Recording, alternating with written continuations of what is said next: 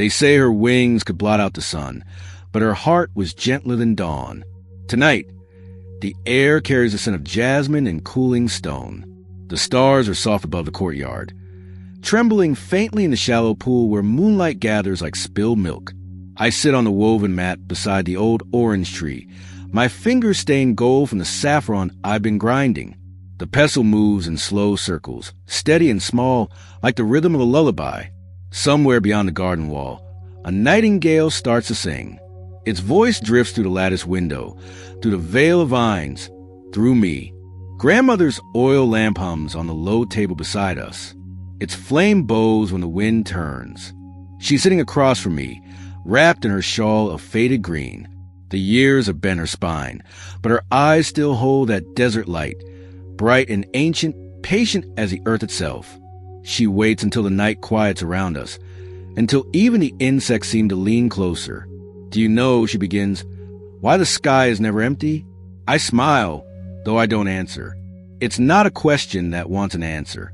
It's the kind that opens a door. She dips her fingers into the bowl of water beside her, the one we use to catch the ashes from the lamp. Ripples move outward like thin silver threads. Because once, she says, there was a bird who carried the memory of the world in her feathers. The word she uses, Simurgh, rolls off her tongue like a secret meant only for those who are still awake when the rest of the village sleeps. I've heard before, whisper-in songs sung by travelers who pass through our town, their saddlebags heavy with spices and silk. But never like this. Never under the moon, never with my grandmother's voice wrapping around it like a prayer. I stop grinding the saffron. The silence feels alive. My hands smell of sun and soil. I think of how, in the day, the same courtyard hums with children's chatter, the bleating of goats, the tapping of the baker's paddle against his oven. But now it's just us, two small lives under the wide Persian sky. She was not a bird like others, grandmother says. Not flesh and bone, but thought and mercy woven together. When the mountains were still young, when rivers had no names, the Simurgh nested upon the tree of life, high above all sorrow. Her words fall slow, careful, as if each one must land softly. I imagine the tree of life, its roots drinking from the heart of the earth, its branches tangled in the stars. Somewhere near its crown, a vast bird sleeps, her wings folded like 1,000 veils of gold. The air around her smells of myrrh and rain. Every breath she takes trembles through creation. I can almost hear it, a heartbeat beneath the silence of the world. She watched, grandmother continues, as empires rose and crumbled, as kings fought for soil that would not remember their names. She saw the children of men grow proud and weary, yet she never left. When the time came, when the world forgot its kindness, she would send down one feather, and whoever found it would remember what had been lost. I glance at the lamp flame. It flickers, uncertain, and for a moment it looks like a feather of light trembling in the dark. Did anyone ever find one? I ask, my voice smaller than I expect. Grandmother smiles. Many have claimed to, but the true feather does not shine in the hand. It glows in the heart. Her words linger. Somewhere deep inside me, something shifts like an ember stirred by wind. She leans back, her eyes half closed, and I know she's drifting into that place between story and dream, where her voice sounds like both memory and prayer. Long ago, she says, before the age of kings, before even the fire temples, there lived people who believed the Simurgh perched on Mount Kaf, the mountain at the edge of the world. They said she saw everything from her peak, every birth, every betrayal, every act of mercy. She did not judge. She only remembered. Outside the walls, a dog barks once, then falls silent. I picture the mountain, its slopes covered in silver clouds, its summit hidden from the eyes of mortals, and upon it, the great bird, her wings vast enough to cradle all creation, her eyes endless as dawn. What would it feel like, I whisper, to see the world as she does? Grandmother opens her eyes again. Perhaps, she says, it would feel like understanding without anger, or sorrow without despair. Her shawl slips from her shoulder, and I move to fix it. Her skin is thin, soft as silk, marked by years of sun. I think of how many stories she carries, how many winters she survived. Maybe she, too, has a feather hidden somewhere inside her heart. We sit there together for a while, saying nothing. The lamp's flame hums. The night smells of ash and sweet herbs.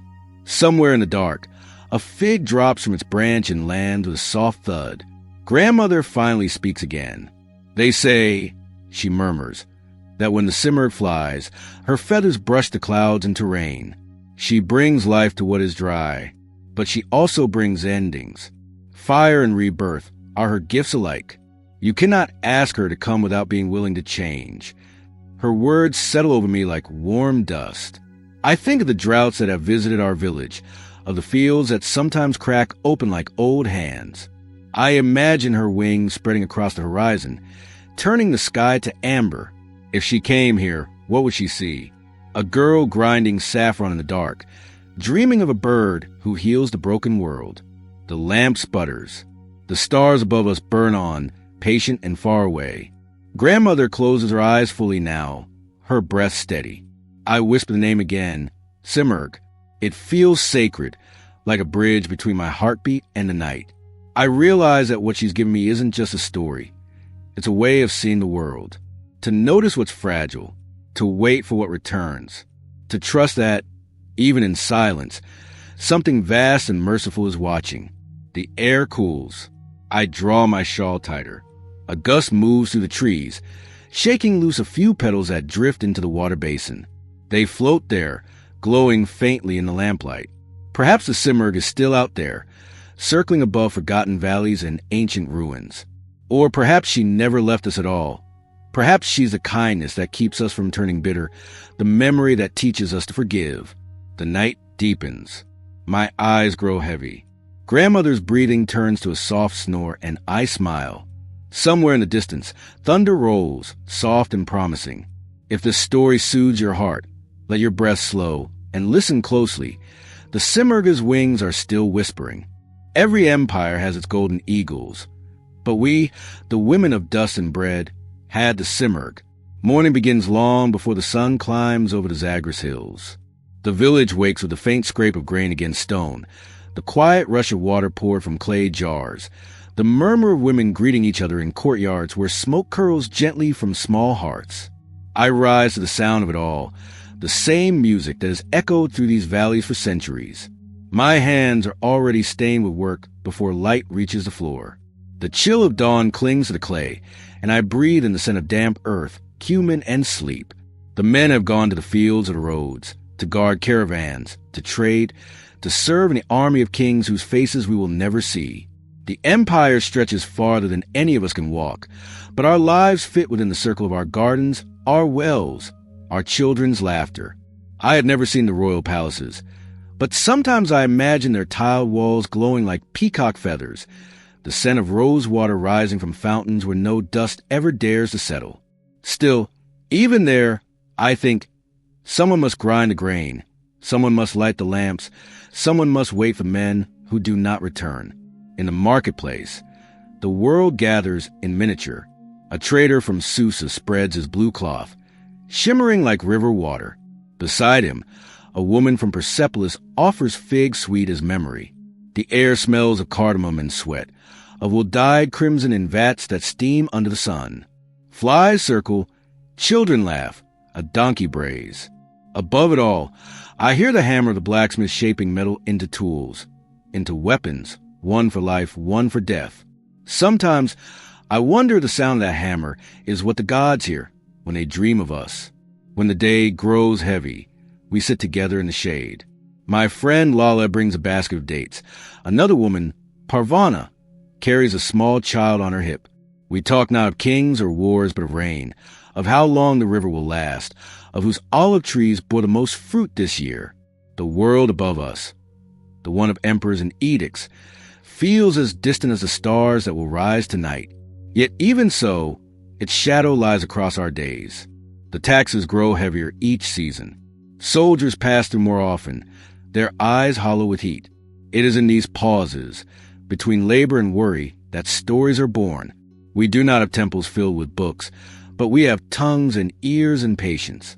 We tell the Simurgh how she watches us from a mountain, how she once carried the infants out of safety, how her feathers shine brighter than gold, yet weigh nothing at all. When we speak her name, the children stop fidgeting. Even the old men at the gate lift their heads for a moment. The Simurgh belongs to no king. She flies above all crowns. At night, when I press my hands into dough, I think of her wings stirring the clouds. I whisper her name with the rhythm of kneading, as if each loaf might rise with her blessing. We do not pray loudly anymore. The soldiers frown at gatherings, but when the bread swells in the oven, golden and perfect, I feel as though she has answered. There are days when the empire feels endless, a giant whose hunger never sleeps. The scribes come from the capital, measuring and counting. How many goats? How many jars of oil? How many sons old enough to fight? They carry wax tablets and iron seals, and they never look us in the eye. When they leave, the silence they leave behind feels heavy, like the pause before a storm. That is when I find myself remembering grandmother's stories. She used to say that the Simurgh watches those who cannot speak, that she carries their tears to the roots of the world where they turn to rain. Sometimes, in the stillness of the noon heat, I catch sight of a feather floating across the courtyard. Just a pigeon's, pale and ordinary. Yet for a moment, my heart leaps. We live on such small signs. When I was a girl, I once climbed to the old ziggurat at the edge of the village, the one crumbling into reeds and silence. From there, you can see the river curl like a serpent of silver and the ruins of ancient pillars half buried in sand. My father said the kings who built them thought they would last forever, but their voices are gone now, carried away by wind. The only thing that remains is what the storytellers remember. In the evenings, after the day's heat dissolves, I sit by the threshold with my spindle. The thread twists between my fingers, fine and fragile. It reminds me of how we hold the world together. Not with swords or marble, but with care, with repetition, with endurance. My neighbor hums a song as she waters her herbs. The sound joins the crickets and the soft rustle of night. Somewhere, a shepherd's flute rises, weaving through the dark. It's easy to believe that the Simurgh hears it, that she turns her head on her high mountain and listens. We women speak of her most when the world feels small, when the well dries, when the men don't return, when the child fevered with sun finally sleeps. The priests say the gods reward obedience, but we whisper that the Simurgh rewards persistence, the kind that doesn't shout, the kind that keeps lighting the fire even when the wood is wet. She is not a god we fear, but a mother we imagine. And yet, the empire keeps spinning above us like the sun we cannot touch. Sometimes, word reaches us from the roads. Another conquest, another tribute demanded. There are banners carried through distant streets. Feasts for victories we never see. The men talk of glory. We talk of survival. Both are kinds of faith, I suppose. I have seen what happens when hope dries out. The eyes of widows in the market carry that look, the hollow where dreams once rested. So we make our own kind of gold. Stories, laughter, the smell of bread, the rustle of palm leaves at dusk. When a child asks, "Why do we tell tales of birds that never come?" I smile and say, because sometimes the telling is enough. That night, I lie awake beside the faint glow of the hearth. The walls breathe the warmth back into the room, and I think of the mountains beyond sight, where the Simurgh's feathers scatter light like stars. Maybe she's real, maybe she's only a wish. But wishes, too, have wings. The wind shifts. I hear the reeds whisper outside. I close my eyes, imagining her shadow gliding across the desert, brushing the tops of the cypress trees. I picture her enormous wings folding around a tired world, like a mother cradling her restless child. Every empire believes it owns the sky, but the sky, I think, belongs to her and to us, the quiet ones who look up from their work, who keep believing even when belief feels like dust between our fingers. Have you ever carried a story to survive a long day? Tell me how myths find you, and whether they've ever helped you breathe a little softer. Hey, say, when she spread her wings, mountains bent to listen. Long before there were kings or courtyards or lamps burning through Persian nights, there was only the breath of creation moving through darkness. The world was a still lake of silence. No wind stirred it, no flame touched it, until the first whisper of Ahura Mazda brushed across the void, a thought so gentle it felt like light remembering how to shine. From that breath came the first spark, and from that spark, the first fire, not the kind that devours wood and bone, but the sacred kind that warms the soul, that remembers every dawn yet to come. They say this divine fire rose to the heavens like a golden tide, seeking form. And in its heart, where heat and patience merged, the fire found a companion. The wind, cool and invisible, weaving through it with love. The two embraced, flame and breath, and from their meeting was born something that could neither burn nor vanish. She was a balance between them. The Simurgh, the eternal mother of harmony. When the fire saw her, it bowed. When the wind felt her wings stir, it sang. I imagine her first cry echoing to the hollow creation, a note that taught the world how to tremble, how to move, how to live. That cry became the pulse of the earth, the reason rivers remember their way to the sea. Grandmother once said that when the Simurgh opened her eyes, the darkness flinched and fled. Her feathers were woven from threads of flame and shadow, each one carrying the memory of the stars. She looked down upon the world that was forming beneath her, the mountains still soft, the oceans uncertain, the air filled with young wind. And where her gaze fell, life bloomed, cypress and fig, wheat and myrtle, lions and gazelles drinking side by side. But the Simurgh was patient. She did not rush creation. She watched the first rains carve valleys through new soil, watched fire and frost learn to share the same sky.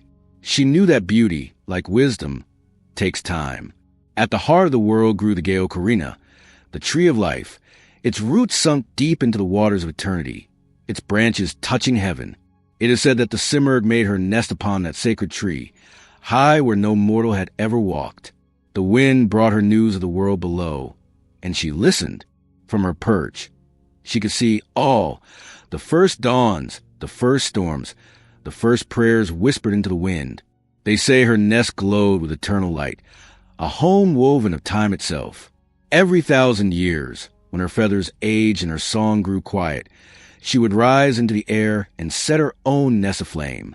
Out of that fire, she would be reborn young again, her wings shimmering brighter than before. It was not death, she taught, but renewal, the quiet promise that even what burns can return whole. I wonder sometimes what it felt like to be there, at the beginning, to see her wings carve daylight from the dark, to feel the first warmth of her shadow passing overhead.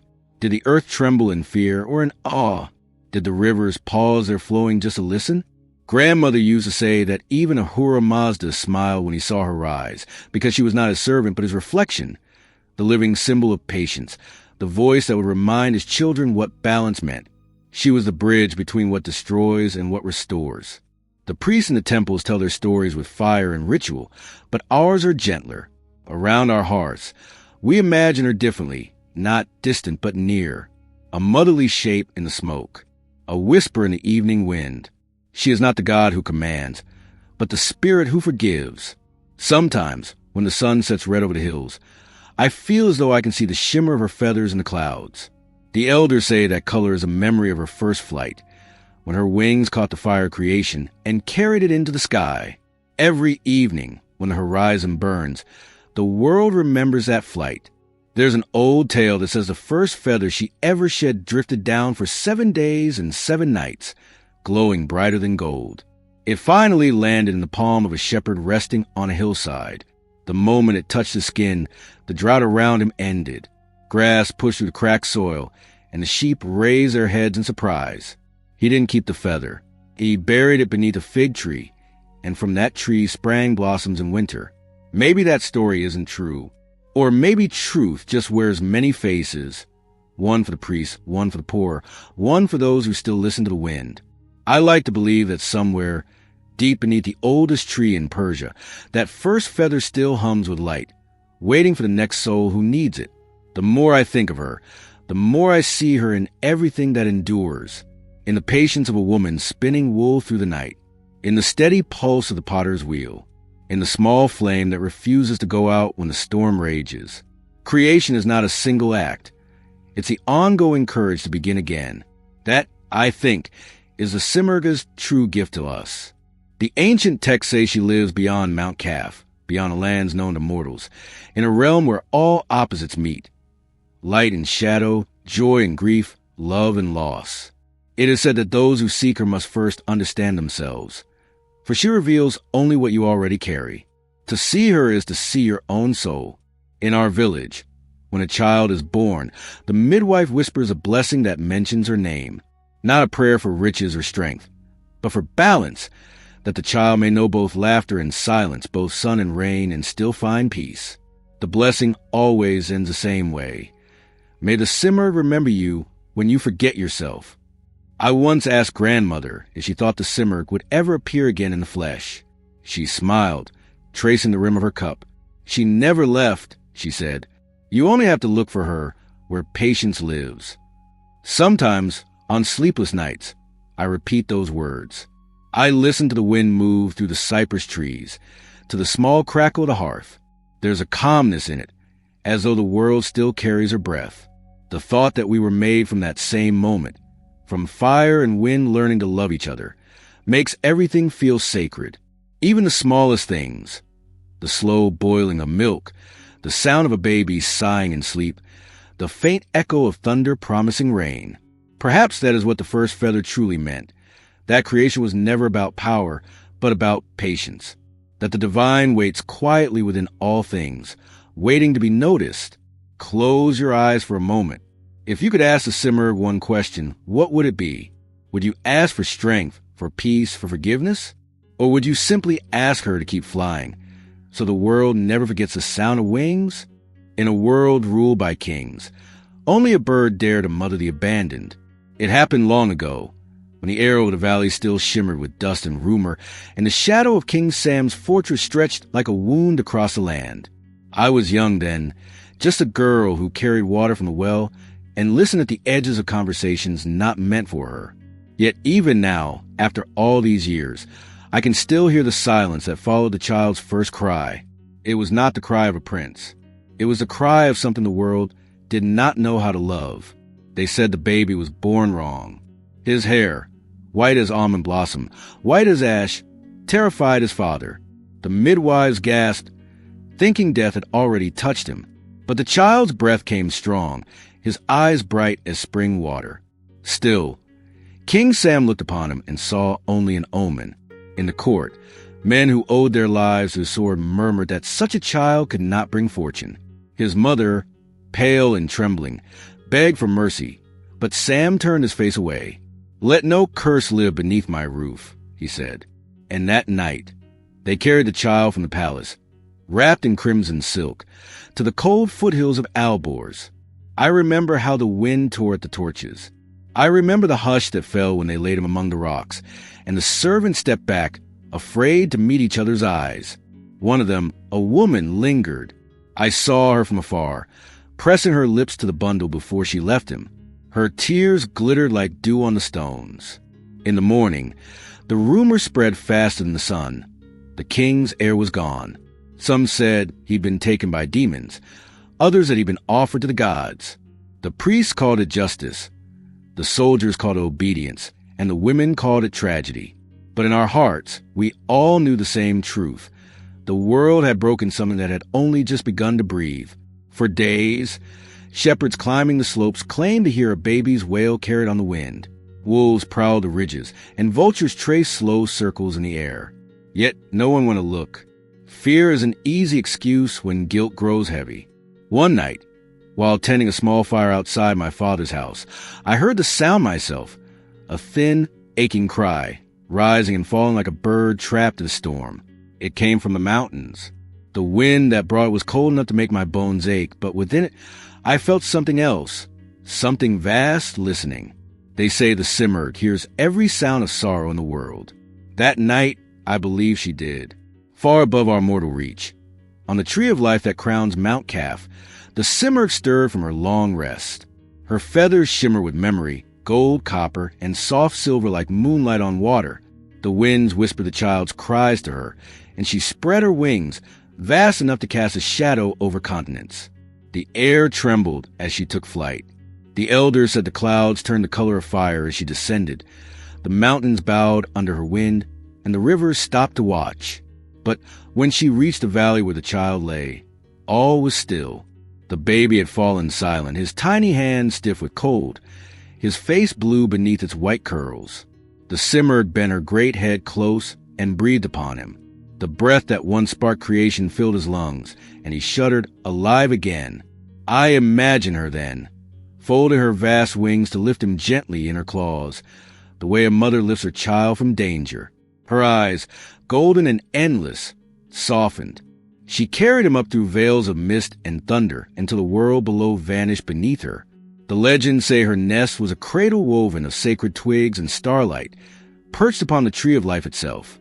There, the child grew, fed on honey-dew and fruit from the branches of eternity. The Simurgh taught him to speak, not with words, but with silence. She showed him how to listen to wind, how to read the shapes of clouds, how to understand that all things, stone, river, breath, belong to one great song. And the child listened. He grew strong and graceful, his white hair shining like a crown. The birds sang when he walked, and the mountains echoed his laughter. The Simurgh loved him as her own. At night, she wrapped him beneath her wing, her heart a thunderous warmth beside him. She told him that patience was stronger than any sword, and that forgiveness, though bitter, was the root of all wisdom. Down below, the world forgot him. The king carried on with his wars and his pride, but misfortune clung to his banners. His soldiers lost their strength, his horses stumbled, and his dreams turned to ashes. At last, haunted by guilt and prophecy, he went to the fire temple to seek an omen. The priests, trembling before the flames, told him what he already feared. His curse was not the child's birth, but his abandonment. The gods, they said, had sent a test of mercy, and he had failed it. So the king set out to the mountains to seek forgiveness, though his hair had already turned gray. For 7 days he wandered the cliffs, shouting his son's name into the wind. On the 8th day, when he collapsed from exhaustion, the air changed. A warm gust brushed his face, carrying the scent of cedar and rain. He looked up, and there she was. The Simurgh descended in a storm of light. Her wings unfurled across the sky, brighter than dawn, louder than all the temple's drums. The king fell to his knees, shielding his eyes. She landed before him, and upon her back stood the boy he had cast away. No longer helpless, no longer crying, but tall, calm, and radiant. I have often tried to imagine what passed between them. Did the boy run to his father? Did he hesitate? Did the king's arms shake as he reached out? The stories say the Simurgh watched him silently, her eyes like twin suns, before speaking in a voice that made the stones hum. Every creature is born with 2 wings, she said. One of love, one of regret. Only when both have known the wind can you learn to fly. Then she plucked a single feather from her breast and gave it to Zal, the boy who would become a hero. When you are lost, she told him, burn this feather and I shall come. And with that, she rose, the air rippling with heat and song, leaving behind only the shimmer of her passing. The king returned home with his son beside him, the feather hidden near Zal's heart. And though the courtiers still whispered, the boy's white hair no longer seemed to curse. It shone like a sign of divine touch. The people came to call him Zali Simurgh, the child of the sacred bird. I remember how the tale spread. Mothers repeated it in their courtyards as they rocked their infants. Shepherds told it beside their fires, their faces lit by embers. It became a story we carry like a charm against cruelty, a reminder that what is cast away can still be claimed by mercy. And for us women, it meant something deeper. We knew what was to hold something fragile, something the world might not value, and love it fiercely anyway. We knew the ache of nurturing what others call a burden.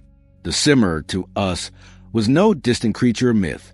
She was every mother who refused to turn her face from the unwanted. Even now, when I pass by the hills where the story was born, I leave a piece of bread for the birds. It feels like gratitude for them, for her, for the mercy that still hovers over this world. If this part touched your heart, take a breath and thank someone who once saw you when others did not. The Simurgh did not roar. She whispered, and the mountains still obeyed.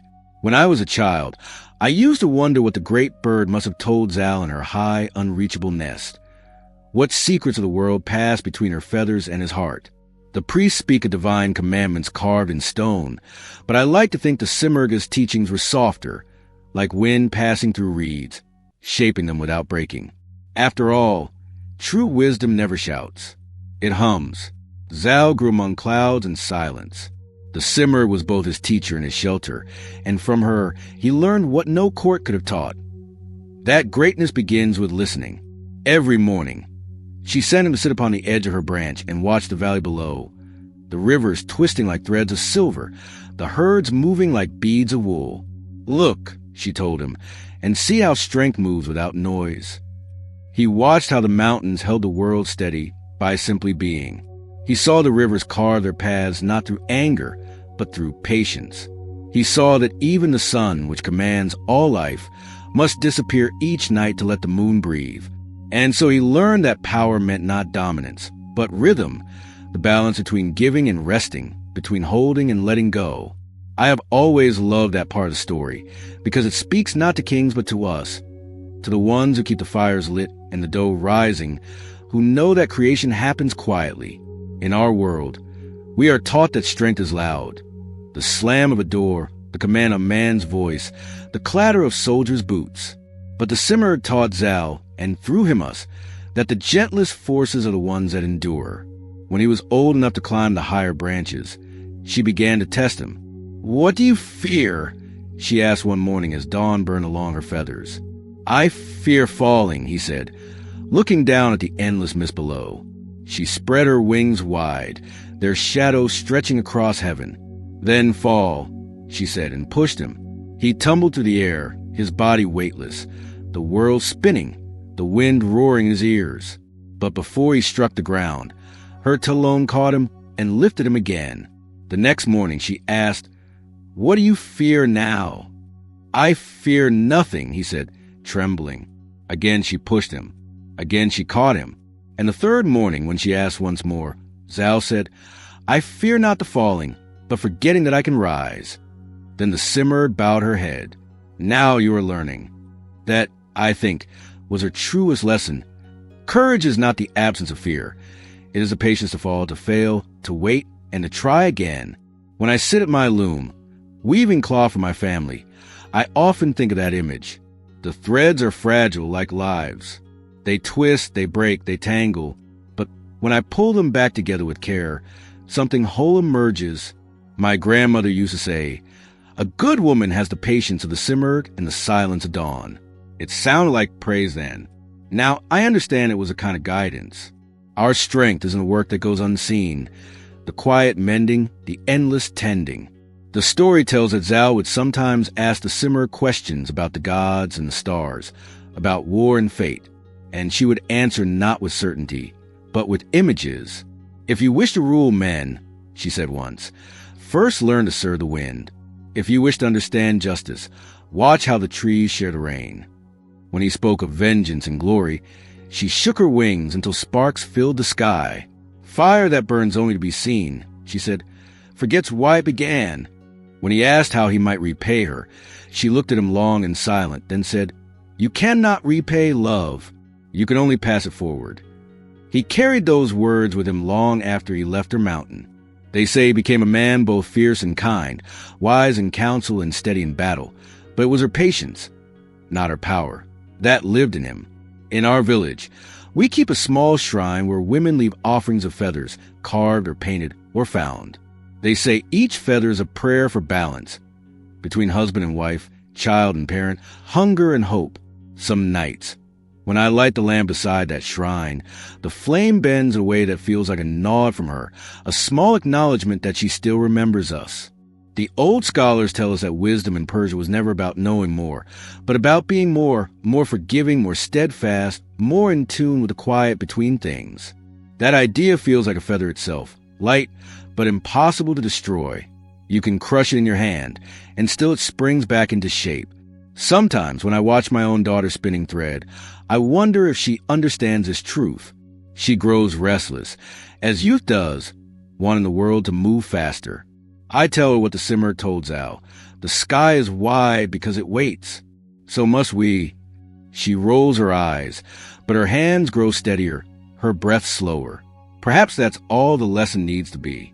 They say that when Zal left the mountain, the Simurgh followed him partway, her shadow falling over the desert like a veil, before he descended into the human world. She spoke once more. "Remember, She said, "The world will call you strong when you break things, but I will call you strong when you can bear them. The world will praise you for loud victories, but I will honor you for quiet endurance. Remember me in both." I think of those words often when I hear men boasting in the market, or when I watch a mother calm a crying child without speaking. The Simurgh's wisdom is everywhere, in the patience of potters waiting for the kiln to cool, in the steady rhythm of farmers walking behind their plows, in the hands that fold bread dough again and again until it yields. Strength that bends without breaking, that is her legacy. There's a saying in our village, "Even the smallest feather knows the wind." It means that wisdom is not learned from books or kings, but from being alive, feeling the wind of joy and sorrow pass through you, and learning to stay whole. The Simurgh taught Zal, and through him the world, that harmony is not the absence of struggle. It is the friendship between opposites. The sun and shadow, the river and its banks, the silence before song. She was born of fire and wind. Her life was the art of keeping them from destroying each other. I like to think she still teaches us. In the pause between heartbeats, in the long breath before forgiveness, in the steady work of hands that choose to heal instead of harm. So tonight, if you're listening in the quiet of night, place a hand on your heart and feel the calm of her feathers there. Somewhere inside you, her lessons still live, humility, courage, patience, and the soft strength that changes the world one small mercy at a time. Even divine wings cannot shield us from the ache of becoming human again. When Zal descended from the mountain, the air itself seemed to grieve. He carried in his hand a single feather, soft as breath, gleaming with threads of gold that no fire could fade. The Simurgh had plucked it from her own breast, and though she gave it freely, her eyes had trembled with light. "When the time comes," she told him, "and the world grows too heavy to bear, burn this feather and I shall come." He had nodded, though his throat was tight. He was young, yet already old with understanding. To be loved by something eternal is a gift. To leave it behind is a wound that never truly heals. I've often thought of him at that moment, the child who had known only wind and mercy, standing at the edge of the human world, his feet uncertain on the soil that had once rejected him. The valley stretched before him, green and cruel. Behind him, the mountain shone with the memory of her wings. The wind followed him for a while, tugging at his cloak as though unwilling to let go. He walked slowly, each step an act of courage. To return to the world that cast you out is not just forgiveness. It is rebirth. The stories say that when he reached the first village, people stopped and stared. His hair, still white as dawn, caught the sunlight like a flame. Some bowed in reverence, others whispered of omens. But he spoke gently, his voice low, shaped by years of silence. He asked for no throne, no crown, only to know his father. And when King Sam saw him again, the years between them folded like paper. Pride and guilt, love and fear, all the tangled roots of human weakness, met in that single gaze. The king knelt before the son he had abandoned. But forgiveness is never a single moment. It is a slow, uneven road. Zal accepted his father's embrace, but his heart was heavy.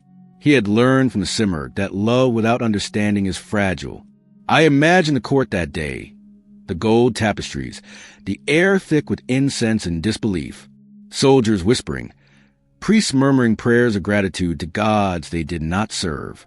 Only Zal stood apart, his eyes distant, the feather tucked safely near his heart. He slept that night on soft cushions, but the silence felt wrong.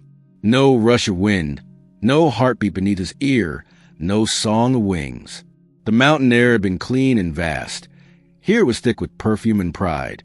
Even the stars looked smaller. He realized then that he had not merely left a home. He had left himself. I understand that feeling. We all have moments when we outgrow a life we loved, when the comfort we once knew becomes too small for what we've learned. To step away from it is not betrayal. It is the price of becoming. In the days that followed, Zal tried to live as a prince should. He learned the ways of men, how to command, how to hunt, how to hide kindness behind strength. Yet he never lost the gentleness that the Simurgh had taught him. When his father raged, he answered softly. When soldiers mocked his pale hair, he smiled. He saw that the world worshipped noise but forgot the power of quiet. People began to love him not for his birth, but for his balance. They said, He carried the light of the mountains in his eyes, and though they did not know it, they spoke the truth. Sometimes, when he walked alone by the river, he would take out the feather and hold it against the sky. In its glow, he could almost see her, her vast form gliding beyond the clouds, her eyes gentle, her call like distant thunder. He missed her, not as a child misses a parent, but as a soul misses its origin. One evening, he stood by the temple fire, watching the flames twist and bow. His father joined him, laying a hand on his shoulder. "You have grown wise," the king said. "Tell me, what did the bird teach you that I could not?" Zal looked into the fire, remembering her words. "That power without mercy is hollow," he said, "and that mercy without strength is easily broken. The world needs both." The king was silent for a long time. Then he nodded, though I think he did not fully understand. Few men do. Later, when the kingdom faced drought, Zal went to the mountains alone.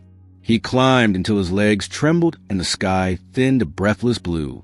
There, upon a rock scorched by sun, he laid the feather down and spoke softly into the wind. He did not burn it.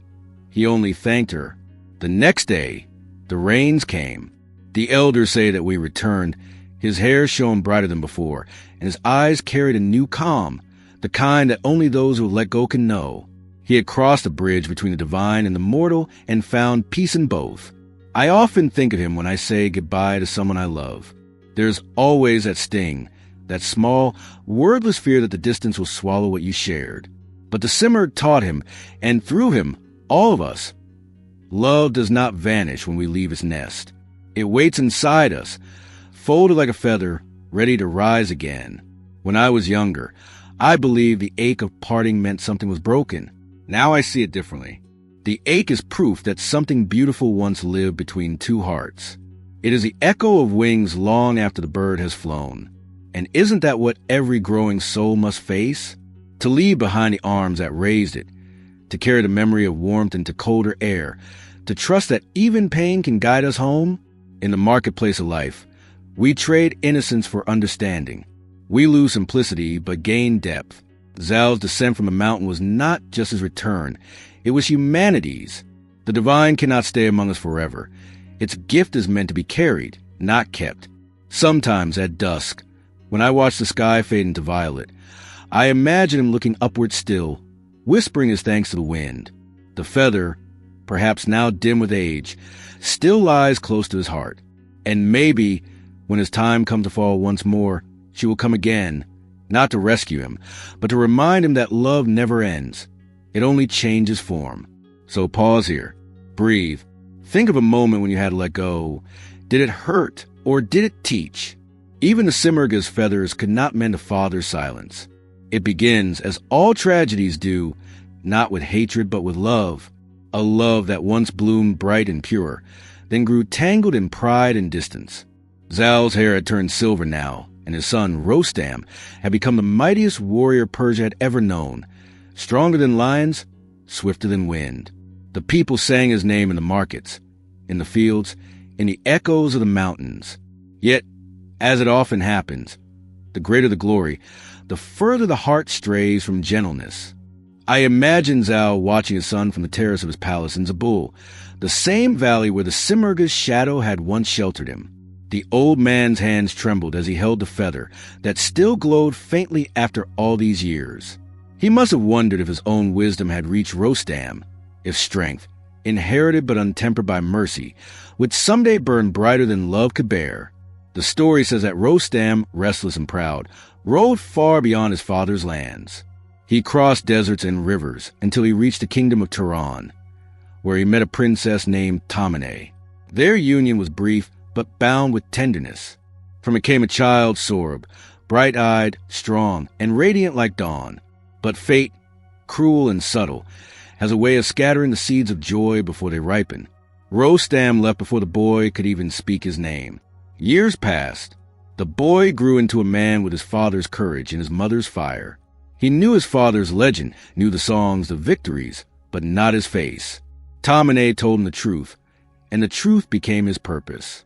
"I will find him," he said, "and when I do, we will rule side by side, father and son, united across the lands."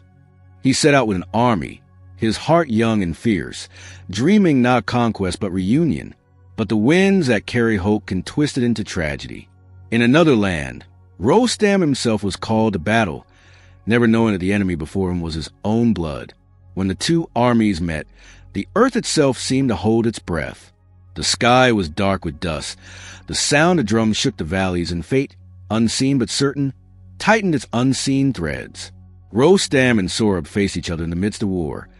Two flames born of the same spark, blind to their kinship. The father saw only a rival, and the son saw only the shadow of a legend. They fought from sunrise to sunset, their blows striking like thunder against the mountains. Each time they clashed, the world shivered with the weight of what it did not yet know. At last, as twilight bled across the horizon, Rostam's blade found its mark. Sohrab fell. The silence after was deeper than any prayer. When Rostam knelt beside the dying man and tore open his armor, he saw the token his mother had given him, the amulet of Zal, the proof of blood. And then he understood. The cry that rose from him was not human. It was the sound of every regret ever uttered in this world, bound into one. They say the mountains echoed that cry for 7 days. Zal came too late. The Simurgh's feather still hung near his heart, and he burned it at once. The sky darkened, and she came, her wings trembling with sorrow, her light dimmer than before. She looked upon the father, the son, the blood between them. She could heal flesh, but not destiny. She spread her wings over Sohrab's body, her feathers glowing with the last warmth of creation. The wound closed. The breath returned for a moment, just long enough for the son to look upon his father's face. "I wanted only to know you," Sohrab whispered. "Now I do." And then he was gone. The Simurgh turned to Rostam, her eyes vast with compassion and pain. "Even divine wings," she said, "cannot change the path of a choice once made. The fire that gives light must also cast shadow. You are both." Then she rose, her feathers shedding faint sparks that fell upon the ground like seeds. From them grew small flowers, red, white, and gold, the colors of grief, of wisdom, of love remembered.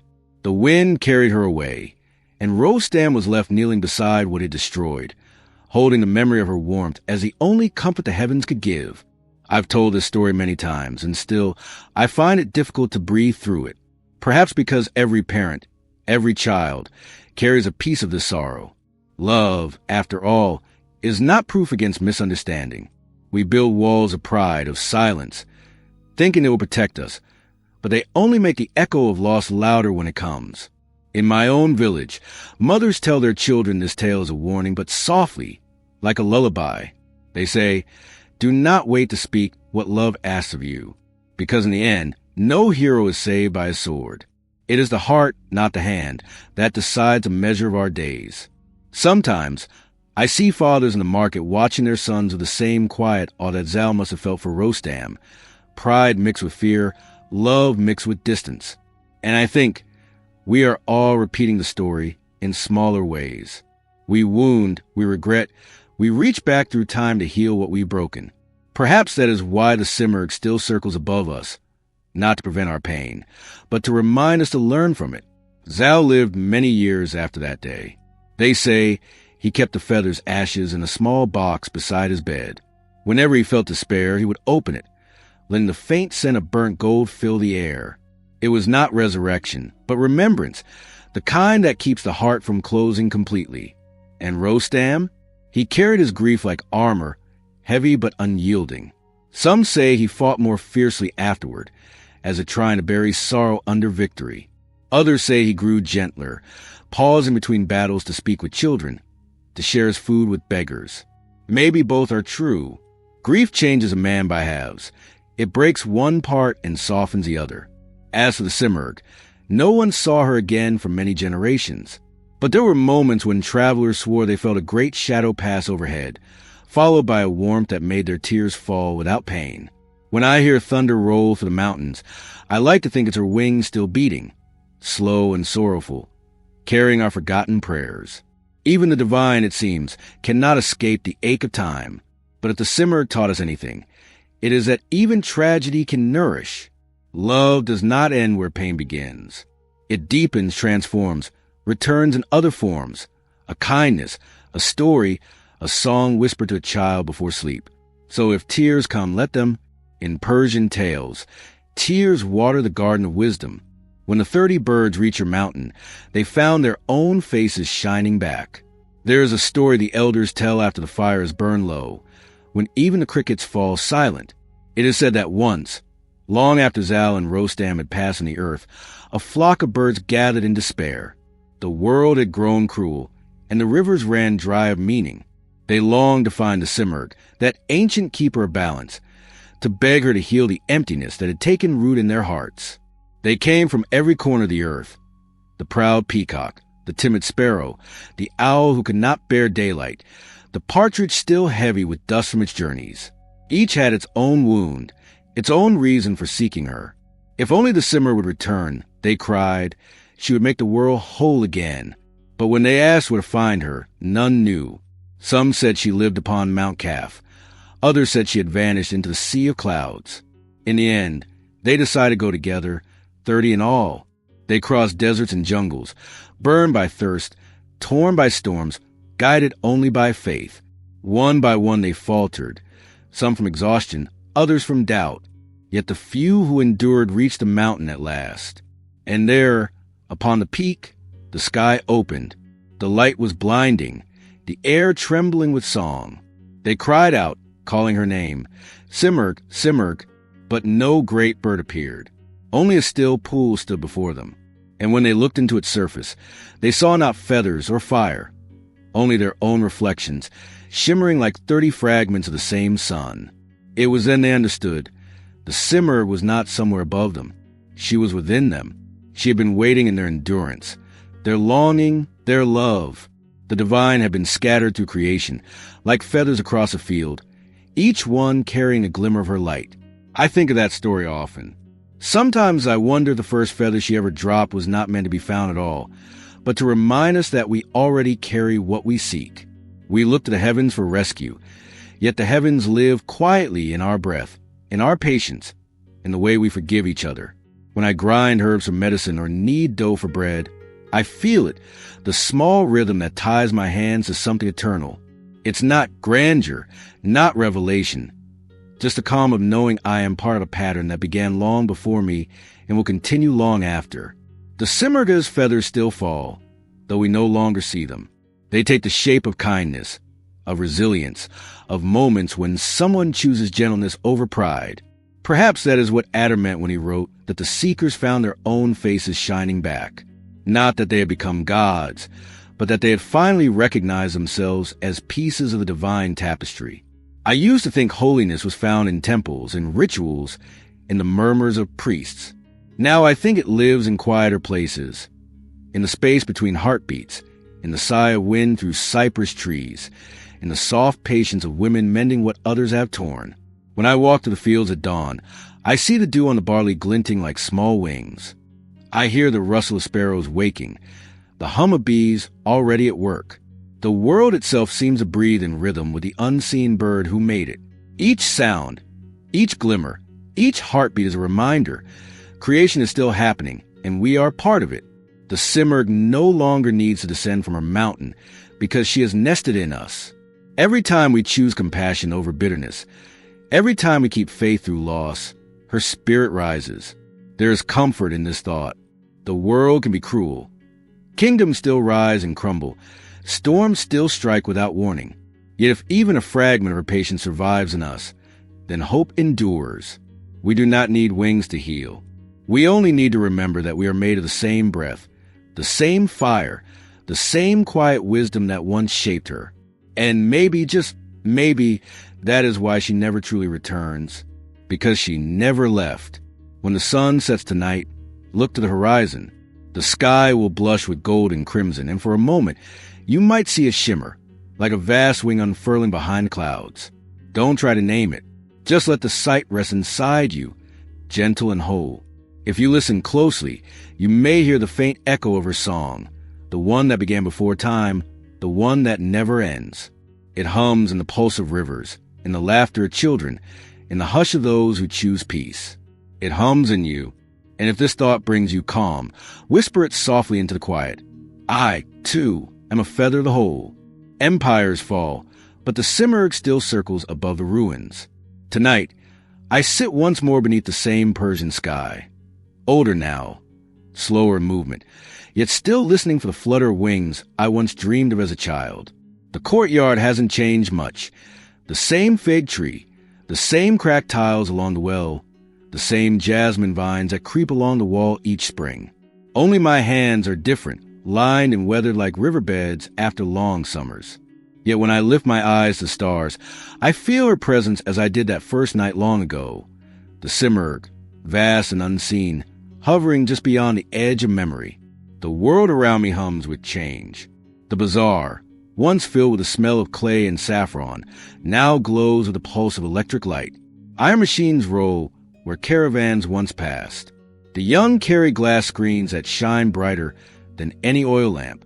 Yet in their songs, in the small phrases they do not know are ancient, I hear echoes of the old tales. The Simurgh's name still lingers on their tongues, disguised in proverbs and lullabies. A mother in the next house sings her child to sleep, and though the melody is new, the rhythm is familiar. She hums of wings that guard the innocent, of patience that outlasts storms. It is the same comfort my grandmother once gave me when the world felt too large. The bird of fire and mercy had become a whisper that passes from mother to child, generation to generation. No empire can erase that. In the carpets we weave, she still appears. Her feathers curl through patterns of pomegranates and vines, stitched by hands that may not know her name but feel her spirit. Every thread carries a story. Every color remembers a prayer. The deep blues recall her night sky. The golds are dawn. The red's the blood of love and loss. When the loom creaks in rhythm, it sounded to me like her breath. Even the old mosques, with their tiled domes and echoing chambers, hold her in secret. Look closely, and you'll find her wings hidden among the arabesques, her eyes disguised as suns. Our ancestors were wise. They knew how to hide holiness inside beauty, so that even conquerors could not destroy it. Sometimes I walk through the ruins of Persepolis, where kings once believed themselves eternal. The stones still glow at sunset, but their inscriptions have faded. The Simurgh, though she remains, I imagine her flying above those broken columns, watching the centuries roll beneath her. The wind that moves through the ruins feels like her voice, not mourning, only remembering. I think often about what it means to keep a myth alive. It is not just telling a story, it is living by it. In every act of kindness, in every quiet endurance, in every refusal to give up hope, she breathes again. We have always rebuilt from ashes. Perhaps it is because her feather still lies somewhere in our hearts, glowing faintly, waiting to be remembered. When I was younger, I believed the Simurgh belonged to the past, to golden ages and sacred mountains. Now I see she was never a creature of history, but of the human spirit itself. Every time we rise after loss, every time we forgive what once seemed unforgivable, we become a little more like her. We are the ashes, and we are the rebirth. Sometimes travelers from far countries ask me about her. They expect a legend of power, of miracles, of a godlike bird blazing across the sky. I tell them instead of her gentleness, how she nursed a lost child, how she taught patience, how she carried no sword. They listen, surprised, and then smile as if recognizing something they've always known. Perhaps every land has its Simurgh, wearing a different name, a different shape. The form changes, but the message endures. Wisdom is born of care, and love is the only fire that saves. At dusk, I sit with the weavers in the courtyard. Our fingers move through silk and wool as the muezzin's call folds into the evening air. I tell them the old stories as their needles flash in the lamplight. They laugh at the old king's pride, sigh at the lover's fates, and fall quiet when I speak of the Simurgh. The younger ones listen with tilted heads, as if trying to picture a creature both fierce and kind, both ancient and alive. One girl, her braids shining black against her shawl, asks, "Do you think she still watches us?" I smile. She doesn't need to. She's already here. They look puzzled at first, but then I see it, the slow understanding, the soft glow in their eyes. They will remember this when I am gone. That is how myths survive, not in books or temples, but in the pause between one generation and the next, in the breath where story becomes belief again. The night deepens. The stars gather in clusters, quiet and patient. I close my eyes and hear the wings again. Not thunder now, but the faint, steady sound of peace. The Simurgh circles still, not above us but through us, her flight unending, her grace undiminished. Empires fall, yet the heart of Persia remembers. In every song, every pattern, every mother's hush, her feather stirs. If her story has comforted you tonight, let her name live again. Share what she means to you. The night has grown deep now, and the lamp beside me trembles in its pool of light. The jasmine vines outside sway gently, whispering secrets to the wind. I can feel the cool breath of the earth rising through the tiles beneath my feet, the way it used to when I was a child sitting beside my grandmother. Her voice has long since faded into the past, but her stories, the ones that carried me through sleepless nights, still linger like the scent of saffron on old hands. In front of me lies an open book, its pages filled with notes and memories. Between them rests a small feather, gray and soft, barely visible against the parchment. It's nothing extraordinary, perhaps dropped by a sparrow or blown into the courtyard gate. Yet when I touch it, I feel something more than chance. I think of the Simurgh, of her patience, her endless watching, and I wonder if she still sends small signs to remind us that we are never alone. I fold the feather gently into the book and close it. The sound is soft, like the closing of a heart. Outside, the stars burn steady above the old fig tree. They have seen everything. The birth of kings, the fall of cities, the prayers of nameless wanderers. And still they shine, unchanged, patient. It comforts me to think that somewhere beyond them, the Simurgh still flies, her wings brushing eternity, scattering light that takes centuries to reach us. Perhaps every star we see is a reflection of her passing, a moment of her breath caught in the fabric of the world. I have told you her story, the story of how she was born from fire and wind, how she modeled the abandoned, how she whispered wisdom to the proud, and how she taught that even tragedy can lead to understanding. But stories are never just about their characters. They are mirrors. And if you have listened closely, maybe you have seen her not above you, but within. The Simurgh is not only a bird of legend, she is the part of us that remembers how to rise. When life burns us down to ashes, she is the quiet voice that says, begin again. When we falter under the weight of regret, she is the forgiveness that softens it. When love wounds us, she is the patience that teaches us to heal. She has been many things across the centuries, savior, spirit, symbol, but to me, she has always been a breath between despair and peace. Sometimes, when I walk to the marketplace, I see her in the smallest gestures, the old man sharing water with a stray cat, the girl adjusting her mother's shawl, the merchant who forgives a debt without a word. None of them know her name, yet they live by her wisdom.